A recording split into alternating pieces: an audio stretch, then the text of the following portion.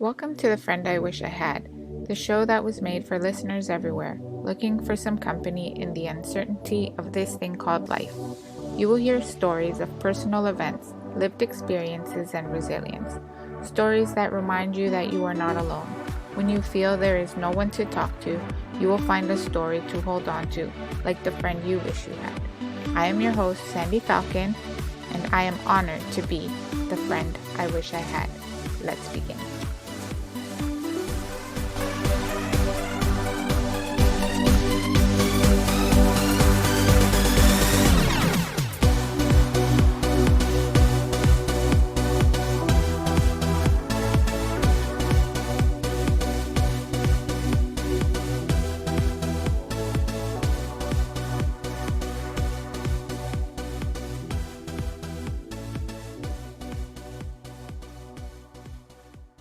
Thank you, everybody, for tuning in to The Friend I Wish I Had.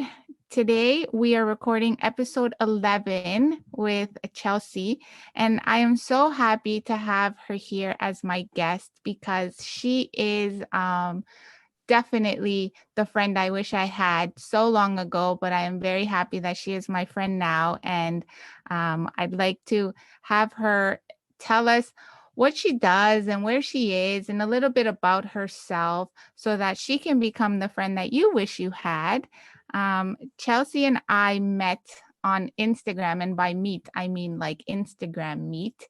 I started to follow her a bit through Instagram and her stories.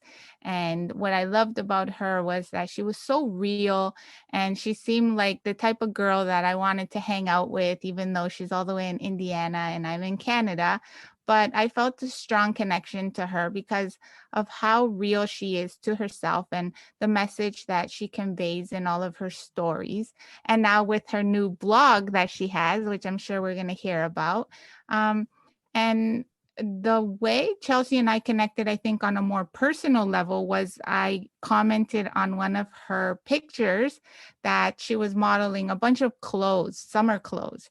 And she was wearing like this little jumper, like it was a romper, it was shorts, it was black. And I was like, I love that. And she said, really? She's like, I got it at Target. You should order. And then I wrote back and I was like, sad face. We don't have Target in Canada. I can't get it.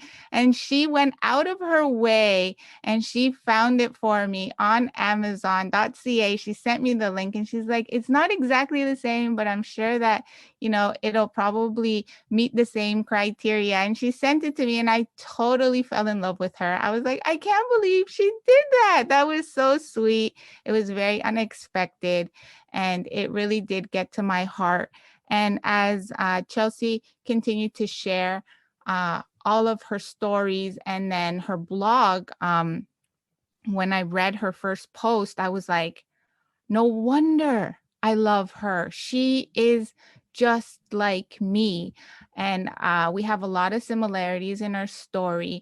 And I commend you very much, Chelsea, for everything that you're doing. And if you are wondering if you're helping anybody, take it from somebody like me, you are. Your words mean a lot. They fill my heart. They fill my soul. I look for you every day on Instagram and I always see you there. And even if it's full of emotion and upset and just being real, I completely appreciate you showing up for us all the time. And most of the time, I would say pretty much 95% of the time, you are so happy. And that is super contagious. And I thank you for everything that you're doing. So, enough about me and what I know about you. I will give it to you, Chelsea, and introduce yourself and let us know why you are the friend we wish we had. Well, thank you so much, Sandy. That's so sweet. I am Chelsea. I'm in Indiana. I have just recently started getting more into the Instagram game. I've kind of been on there for a long time. Like I'm a millennial, I'm 29. So I've been on there basically since it started, but I haven't really tried to do anything with it. But I recently just felt like, I like to use kind of social media. I've always kind of used it as like a journal or a diary. And as I've been focusing more on following people who make me feel good about myself, whether it's like body positivity or just like mental health, things that kind of coincide with things that I struggle with. I have just been like, I can share stuff like that too. And, I love reaching out to people, and I love like connecting with people, but also too, like I said, like I really am using it as a journal, kind of like as a way to express myself and as a way to like get things off my chest and I try to be as real as possible, because I just think we need that. We need more people to be like, not everything is peachy all the time. You know what I mean? I agree 100%. And so yeah, you're a millennial, so you're 29 and I'm 41. So we're in different parts of our lives, but nevertheless very similar situations in our lives. I think maybe I've been through what you have, just a few more times than you have, because I have 4 kids and you have your daughter. But a lot of the same struggles, like mental health and being okay to be vulnerable in public. Um, so my story is of addiction and motherhood, and actually getting to a point where I felt that I had to share that ugly, yucky feeling and that ugly, yucky story that continuously makes me feel less than, and really afraid of judgment is one of the things. Like I'm so afraid of people thinking that I'm bad, or I was a bad mom, or I was a bad person. And the more I hid it, the worse it got, the bigger it got. And the more fear it caused for me to be authentic and to like come out and just be with people, because I was so ashamed and I was so afraid. So the more I share that I was an addict, and I was an addict for 17 years, and that I've been clean for 8, but as horrible as that story made me feel, the worst part of it was saying that I was a mom while I was an addict. And even like saying it now, it doesn't matter how many times I say it out loud, it pulls at my heartstring. And I'm like, it's okay. I've been forgiven. I know I've been forgiven. I've asked for forgiveness. I've made amends. It's not a secret, and it's not going to define me. I've come leaps and bounds from where I was before. And it's all because I stopped letting myself live in fear of judgment. And that was it, right? It had this huge control over me. Um, so I was also reading your blog, and a lot of the stories that you share are also, I'm sure, and the last one as well had a trigger warning, because it is vulnerable. It is who you are, and or who you were, and what it causes and how it makes you so emotional, and especially during certain times of the month, because I also connected on that level. um how is it that do you find that blogging helps you, like sharing all of that? Did you have a lot of fear of judgment and being vulnerable? Um, well, to answer the first question, I think it definitely helps. Just getting something out, because I am a single mom. And I have I've never been one to have like a ton of friends. I have like 2 really good friends that I've been friends with since high school. And um and as much as, especially the girl, I one of them's a girl and one of them's a guy, and as much as I talk to my girlfriend, there's just always things that you might, not that I couldn't talk to her about things, because she's like probably the number one person that I can just be my authentic self with. But sometimes I feel like for me, I just feel like I'm constantly unloading on somebody, or particularly on her, and so then I'll feel bad, or I'll hold myself back from, venting, or telling her everything. So, a blog for me, surprisingly, I mean, there's still things that I haven't shared that I, eventually maybe I'll get there, but just for right now, I'm just not ready to share yet. But I think I don't want to say like you're hiding, but it's not face to face. So for me to be able to put everything into words and just get it all out, like I feel like I'm word vomiting, like so, I have so many thoughts, and sometimes honestly writing for me is easier than even speaking, because I always have like a ton of thoughts running through my head, like even like as I'm speaking to you right now, like I'm like, okay, slow down, like get everything out. I've always struggled with that, but I think with writing, I can read what I wrote, go back and be like, no, that's not exactly the thought that I wanted to convey. It's just a little bit easier for me to let my thoughts out and share with others what I'm thinking and what I'm going through. It's very true. And I feel one in the same in regards to writing. Like I have my own blog as well, and I kind of word vomit there all the time. Although I'm trying to word vomit with like SEO now. I was like, oh, that's a thing. Let me try this in my blog. But nevertheless, it's my go-to. Like I write a lot, and I just write what I'm thinking. And I found that very compelling about your writing. It's like I'm talking to you. I'm reading, but I can hear you, and I'm like, yes, I totally get what she's saying. Like I understand. Um, what else is there anything else that you want to share with us? Is there something else you want to specifically talk about or bring awareness to, or share with us any ideas or anything else? Um, okay, so I mean, I could probably share a numerous amount of things, but I think for me, the biggest thing that I've been going through, like I said, I'm 29, and so that doesn't seem, that long. It doesn't seem, maybe to some, like you could really go through that much when you're not even 30. But the biggest thing that I struggle with is probably to put all my struggles into one, would probably just be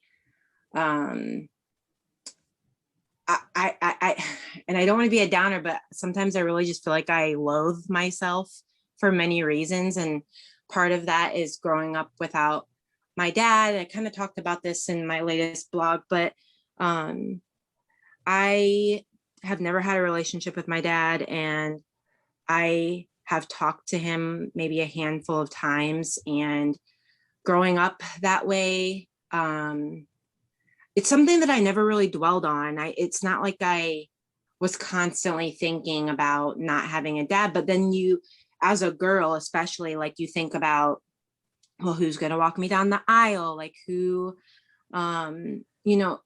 it's weird because I had a stepdad since I was 5. My mom got married to well, he's not my stepdad anymore, but so he was kind of like my dad. And then my sister was born a couple years later. And so then it kind of was like, oh, well, he's not really my dad.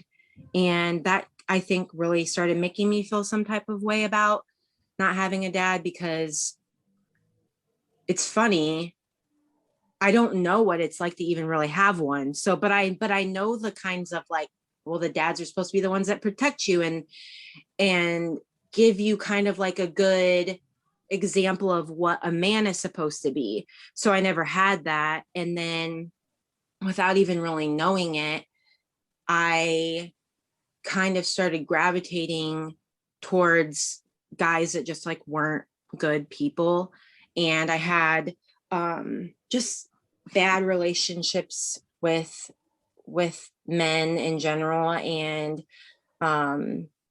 without like going on and on, I just was in like a bad relationship with my daughter's father. It was something where I think, because I've always grown up too, like I was growing up, I've always been like, I've struggled with my weight. And in high school, I got super thin. And even though I was super thin, like I've always had stretch marks probably from growing. And it was something I was really self-conscious about. And so when I had started working at this restaurant, and my child's father worked there, and he was 10 years older than me. And so it was kind of just like, oh, he's so cute, like a crush. I was 20 years old. Well, I was 19 really when I started there. And I just remember, typical teenage girl, like you're crushing on the older guy. And he was definitely a flirt with a lot of the girls that worked there. And eventually he started paying attention to me. And I just like clung to that because I wasn't used to people even looking my way, like people who I would find attractive. And so, long story short, we started a relationship that was basically sex, and that turned into him, I think, wanting to control me, because when I started getting attention from other people was when he was like, oh no, I want to be your boyfriend now. And we started in this relationship that I think for me, because it started out as just like a hooking up sort of situation, I never have had a healthy relationship with sex or any of that. And that whole situation was just, it was just a control thing. It really was. I don't think he ever really cared about me. And because I was so stuck on, oh, well, this person is the only person that's ever going to want to be with me, like, that's what I thought in my head because of my looks and because of past just struggles that I've had. I stayed with him regardless of cheating and just like toxic behavior. And then when I got pregnant, it was kind of like, oh, well, now I'm stuck. And it just got worse from there. So when I had my daughter, I finally kind of got a clue, and I told myself, like, I can't, I can do something to myself. I can struggle and go through really bad things for myself, but I can't put my daughter through this. And so I broke up with him, and it's just basically been us since basically she was born. But the thing that I continue to struggle with, and I think I've struggled with since I was just really young, is just feeling like I've never been good enough.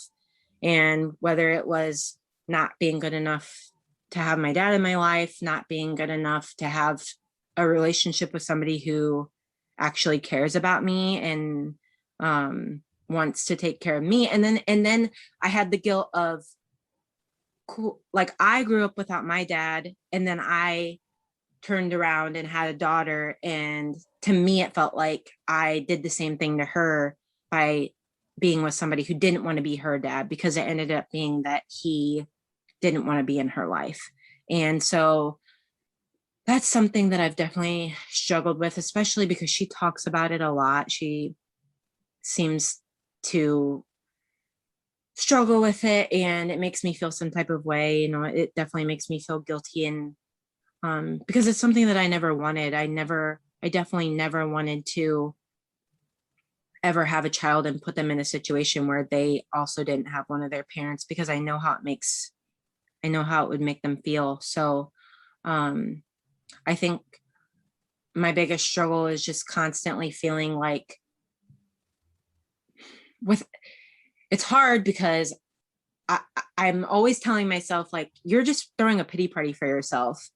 And I try to overcome that, but it a lot of times it just seems like I've gotten the crappy end of the stick, and it makes me feel like, well, maybe it's because you just weren't meant to have a good life. Like maybe you just were meant to fail. And I think through my blogging, I still struggle with those thoughts. I can't say that I've completely overcome those thoughts, but I'm working towards overcoming the feeling of just feeling like my life isn't worth a lot. I'm still working to overcome that. Well, I appreciate you telling us exactly how you feel and helping us understand where you're coming from. Um, from you, it hearing your story is different than reading your story. Um, and I can relate on a few different levels. Although I come from a world of lots of dads.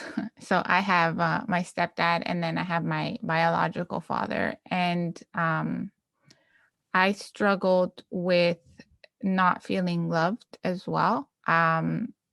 More because the relationship that I had with my mom wasn't a perfect one. And I did move a lot when I was younger. So I lived in Canada. I went to live in Ecuador. Then I went to live in New Orleans. Then I lived in Atlanta. Then I came back to Canada.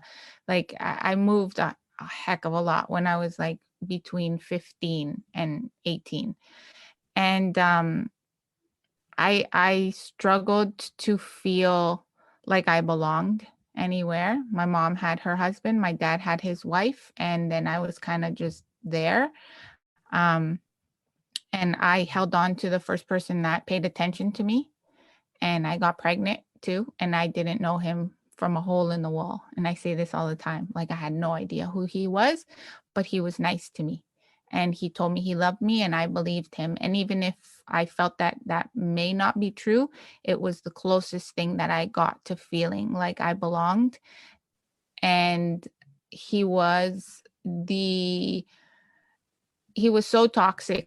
It was incredible. It was like beyond anything I could ever even explain. But what he managed to do to my head in 1 year, and I don't mean physically, I mean like just mentally, how he completely destroyed any idea or light that I had in my life to even remotely think I was worth anything. He completely destroyed. And it took me a very long, long, long time to believe that I was worth anything. And I have worked hard to get to that place where to a place where I am now. And I don't I'm I'm not 100% confident yet. And I was sharing this with you a little bit before the show. And I have achieved a lot of greatness, or things that people would label great and fantastic and wonderful, and like all of the accolades that come with, oh wow, you did that, and wow, those wows don't fill my heart. um I think the wows are awesome. They're like good, a good pat on the back. But if you still have that negative narrative in your mind, that's like, not enough. Like you need to keep trying, and that's not good enough. You got to do some more and make sure that you're showing up 100% all of the time, because people are going to know what you're really like. And that voice is very loud, and it is a voice that we have to work hard to silence. um, but know that you're not alone in your thought process. I get it. Like I totally everything. I'm like, oh my gosh, like we're so much alike. And my son is 19 now. So imagine, it's been almost 20 years since, because his father and I got together when I was 21.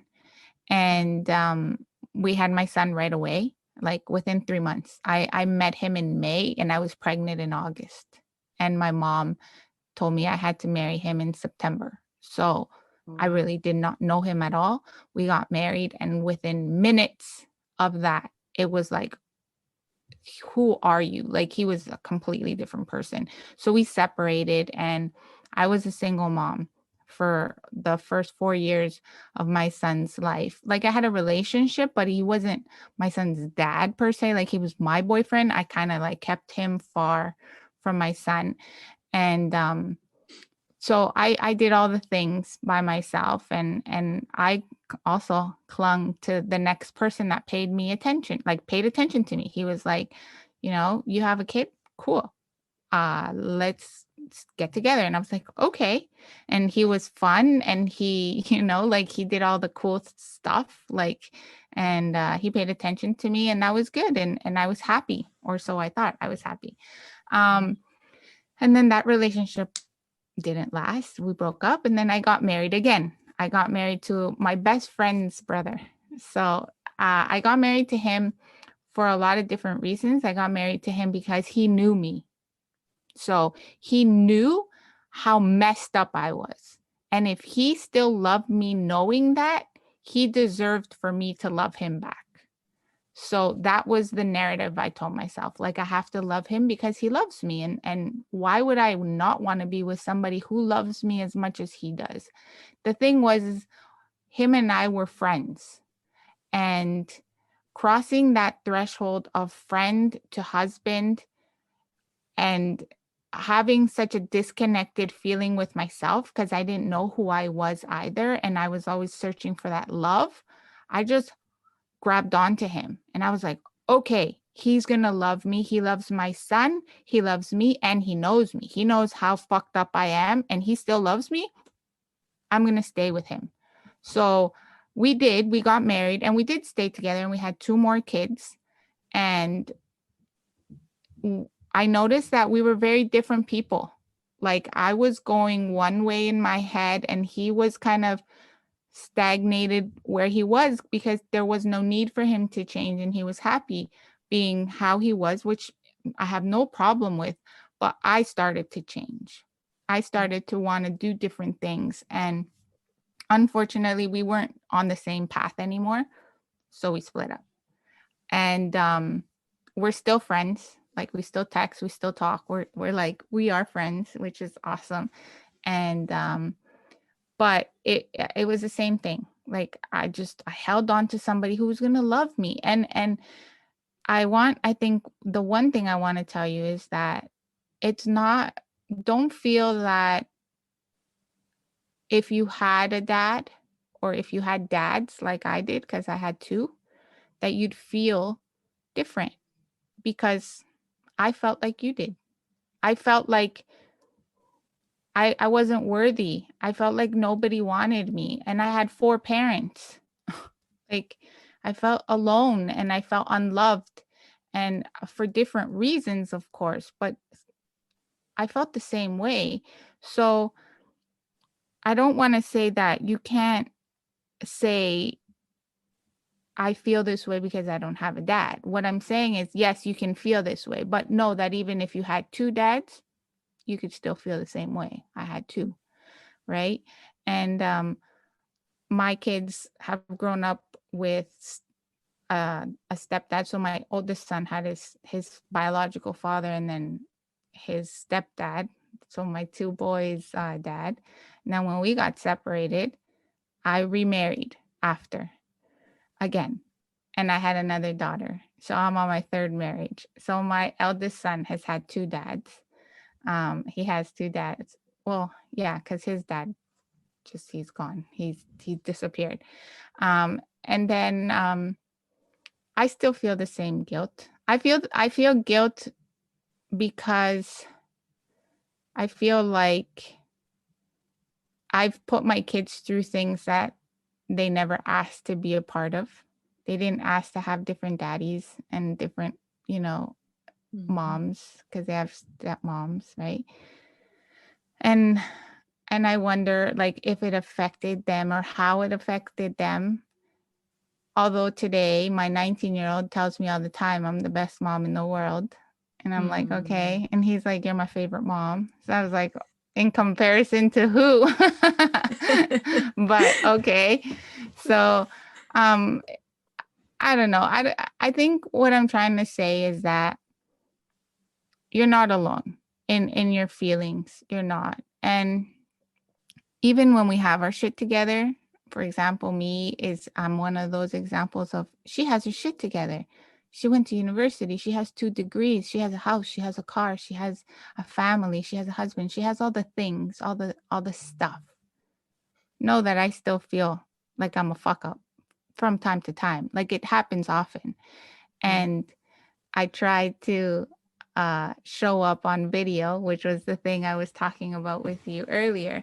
So that's one thing I seriously commend you for, because you show up on Instagram stories all the time. And I love that about you. And I'm like, I can't I can't do it. I don't know how you do it. And like, you're just so like authentic, and you just show up. Like, you just went shopping. I remember the other day you had gone grocery shopping, or you had got 10 for 10. And you just were like, I'm sharing this with everybody because I just bought it. I just went to the store and I got 10 for 10. And you told us everything that you bought. And I was like, I love her. Like, and then yesterday, was it yesterday or the day before yesterday? You were like at the brink of tears because you were in all of your feels. Like, you were upset, you were angry, you were sad, you were all of these feelings and emotions, but you still showed up and you told us about it. And I love that. And I commend you, because that's a huge part of showing up for other people that need to see you. I am one of those people, because when I heard what you were going through, you were struggling just with your own thoughts. Like, it doesn't even take anybody to say something to you. It's your own head that does it. Like, you hear this thing in your head and you're just like, and it can make you cry, it can make you angry, it can make you sad, it can make you feel despair. Um, and and it's so wonderful that you do that for us, and that you show us that we who are listening to you, because you might not know, we are going through the same thing. Like, we are going through those times in our lives where, like, I feel like shit and everybody sucks and I hate everybody, but we don't tell anybody. But then we hear you and we feel crazy. We're like, oh my God, I should. And that was one of the things I had also read in your blog, is like, I should be happy. I have a job, I have a house, and I have a daughter, I have food, I have all of the things, but I don't feel that way. Well, thank you, because I feel the same way. I have a house, I have a car, I have all of these things, but I still feel like a bag of shit sometimes, and it's yucky. And I love knowing that I can go to my stories and see you and know that you feel yucky too, and that it happened to be on the week that you were on, because then that also makes me feel like, oh, so when I'm crying, so she does it too. Okay. Right? Yeah. So how do you do that? Like, what was it that made you cross that threshold of to video, or not video, because you do have pictures and you do share a lot of pictures of yourself, and I love them, but then there's that little bridge to cross over. What do you like about video? What makes you want to do video? Honestly, part of it is like, on Instagram, everybody always says like, oh, we're sharing our best, whatever. And honestly, I try to do I try to be as real as possible on my feed too. But sometimes I don't have anything to take a picture of. Like, I get sick of taking pictures of myself. I get sick of, oh, well, I should put my face on and try to take a picture. Like, I'm just not that type of person.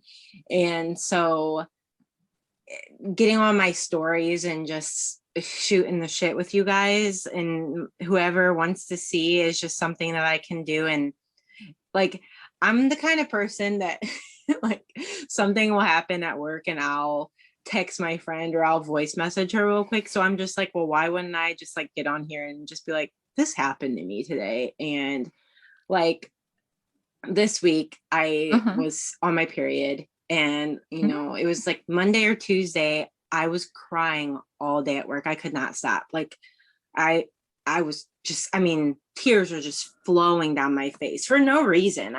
My thoughts, but like you said, it wasn't anything anybody did. It was just me and my thoughts. And especially when I'm on my period, like, and I said this on my stories, but we get the typical, like,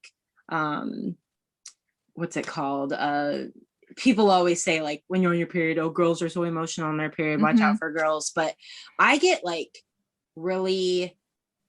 I'll start really getting into my head, and I just really, really struggle.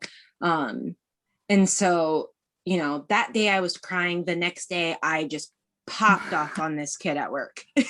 Normally I would just ignore the stupid little things that, people do. I didn't used to be like that, but as I've gotten older, I just kind of keep to myself. I have my headphones in at work, so I'm listening to music or podcasts or whatever. And this time he said something that bugged me, and I just turned around and I let him have it.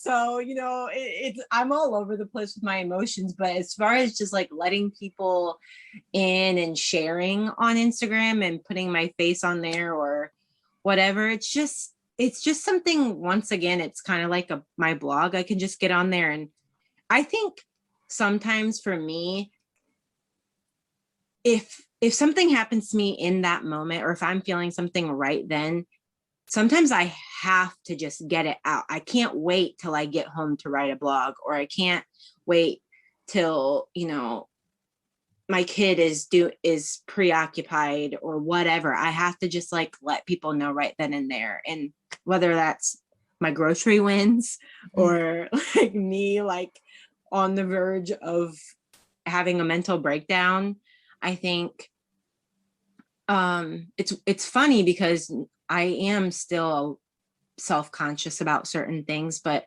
sometimes I'm just like, I don't care. Like, and the fact that you're saying that it helps you makes me feel really good, because sometimes I've almost thought about stopping myself from getting on my stories, but then I'm like, honestly, who cares? Like, who cares if nobody like relates or whatever, because it's just something that is going to help me feel better in that moment. If nobody watched my stories, there's something about just like letting go of feelings. And sometimes, like, also, like I said earlier, like sometimes I just don't want to unload on my friend or my mom or whoever it is. Like sometimes I just need to get it out. So it's like, I'm just putting this into the universe. If somebody watches it and they see it and they can relate, or it helps them, or it just makes them laugh, or they're like, yep, get it. Like, that's awesome. But for me, it's like, I have to get this out right now. Like,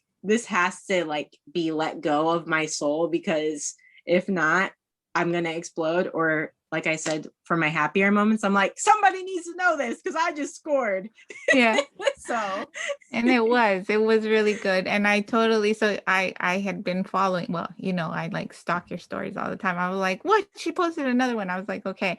So I was watching the day that you were crying, and I was like, I totally feel that, because it happens to me all the time. Like every month I'm like a blubbering mess, and I'm like, I don't even know I'm crying. I was like, yeah. but I can't help it. Like I have to do it. Like, or if I don't, I feel yucky. So I do, but then I feel dumb because I'm like, why am I crying?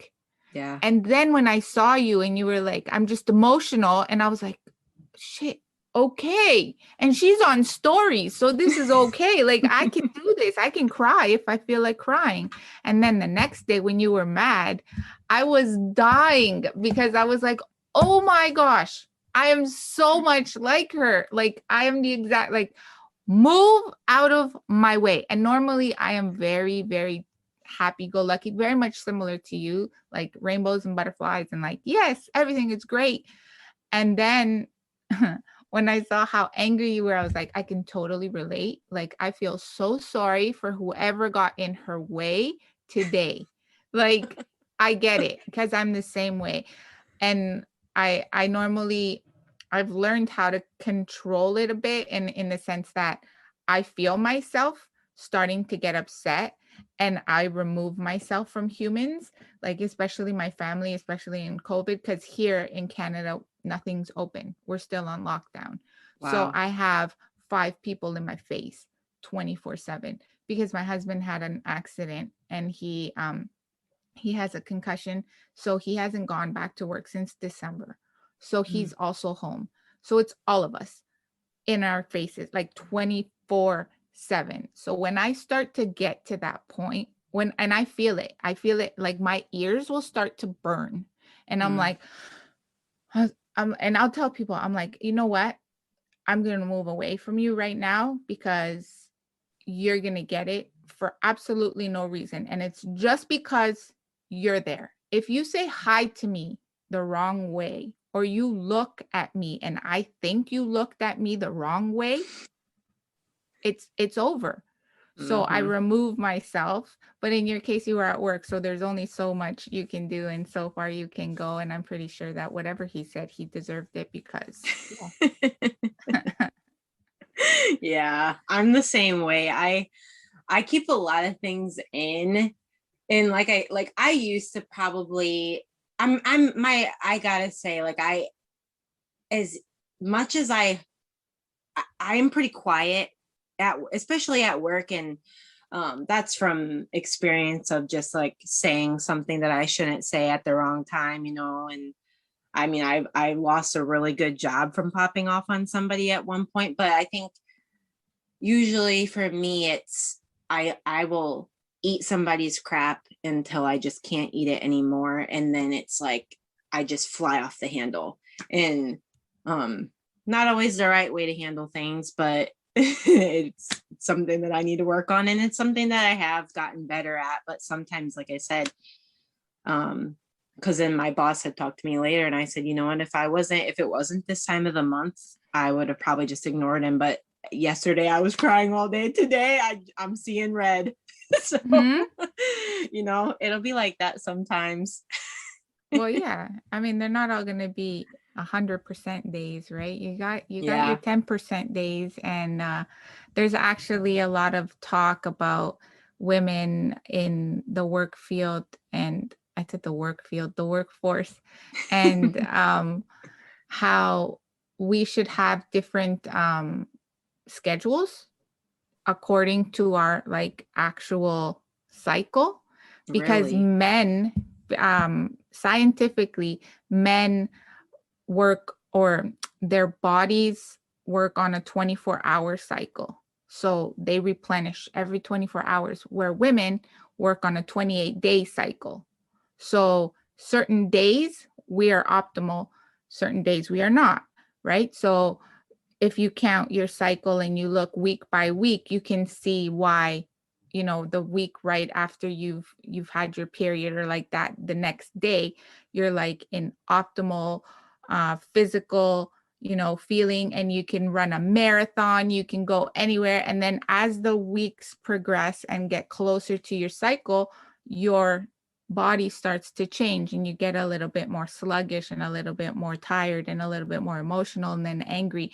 And that's because our bodies work on a monthly cycle, where men Mm. work on a 24-hour cycle. So your boy, he goes to bed and the next morning he's ready to go again, and he's ready to go, and they do that every day, right? Hmm. So there's like actually a lot of studies about changing the way women have to work, and that they should have extra days off per se, and they can make up that work on their super optimal days, which is true. If you start to look back or you start to write things down, watch how much work you can accomplish in the first week after you've come on. And then watch how much work you start to put out when you're getting closer and closer to your period, right? So it's like Hmm. I started watching a lot of that. And actually, I had a guest who was, she studies perimenopause and menopause, and she was the one who like enlightened me all about perimenopause, because I was like, what the heck is perimenopause? And then she explained it. And perimenopause can start in your 30s. It can start in, yeah, it can start in your late 20s. It depends on how old you were when you had your first child. So the earlier you had your first child, the earlier your perimenopause can happen. Oh. Perimenopause can show up like anxiety, depression, um, panic attacks, all kinds of stuff start to happen. And doctors don't put two and two together that it's perimenopause that is an underlying issue that is causing a lot of these um, things, especially mental health. It's because our hormones are like off the Hmm. charts, right? So I learned a lot about perimenopause, but that's, you don't need to know about all of that right now. But so that was how I learned about our cycle. So yeah, um, normalizing the fact that we are a little bit bananas during our cycle is totally fine. And I'm like all for telling people that it's okay it's part of life, and it's not just because we're emotional or, like we're no, it like Mm-hmm. has a scientific chemical reason in our brain why things are happening. So we're very complex beings.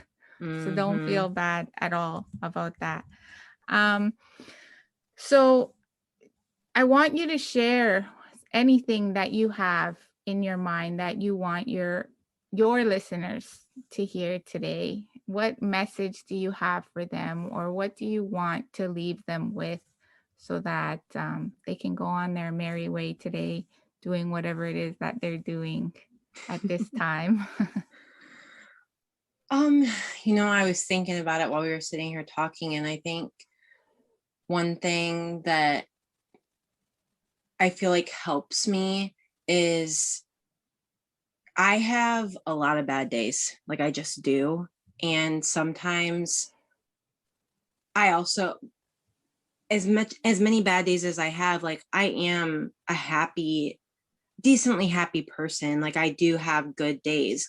And I think sometimes when you struggle with anxiety or depression, or you just have those bad days, like either one can kind of make you feel guilty. You're like, okay, why do I like feel bad right now? Like I have, like you were talking about earlier, like I have all these things, like I should be happy. Or when you're happy, you're like, why are you happy right now? Like, don't you have depression, or don't you have anxiety, and you're not allowed to be happy, or vice versa. But I think you just have to take it day at a time. Like I can really get into my head and tell myself how I think I should feel or how I think I should be. But when I stop and think about it, like every day is a new day. Like every day is going to affect you. Things are going to affect you differently, and your feelings or your cycle is going to affect you differently, especially as women. We're complex beings, and you know what, some people don't get it. I mean, you would hope that most women would get it, but sometimes they don't even get it, and men definitely don't get it, and we don't get ourselves. But like, I think the harder you work on being just like kind to yourself, that's what I've been working on. Like, and like I said, like I'm definitely not there completely yet. Like I still am on the struggle bus for sure. um but I've just been working on just being kinder to myself and just trying to take stuff a day at a time. Because if I think back to 2 days ago when I popped off on somebody, and did I feel like I wanted to say sorry to him? No. But I felt bad. Like for me, like I felt guilty because I don't like getting like that. But that's not who I am all the time. Like something that I did 10 years ago isn't who I am today. Maybe a mistake I make today doesn't define who I am. We're all just trying to get through life the best we can. And I'm not necessarily one to say like, oh, my mistakes, like who cares if I make a mistake? Like, work on it. I'm going to continue to work on myself. I'm not telling myself or telling anybody that your mistakes, like, just be like, okay, well, who cares? But like, don't sit and hold on to one mistake or one bad day or one sad thought and think, well, this is who I am, or this is just how it's going to be for the rest of forever. Like that's just not the way it is. We're all going to have bad days. We're all going to have good days, and bad thoughts and good thoughts, and happy. We can laugh and be crying in the same day. It's definitely Yeah. happened to me. Like it happens to me all the time. But it's just a work in progress. It's a day by day thing. And I think if you are just a little bit kinder to yourself and just think, okay, it's okay, this is just a moment, it really helps. So I think that's what I would share.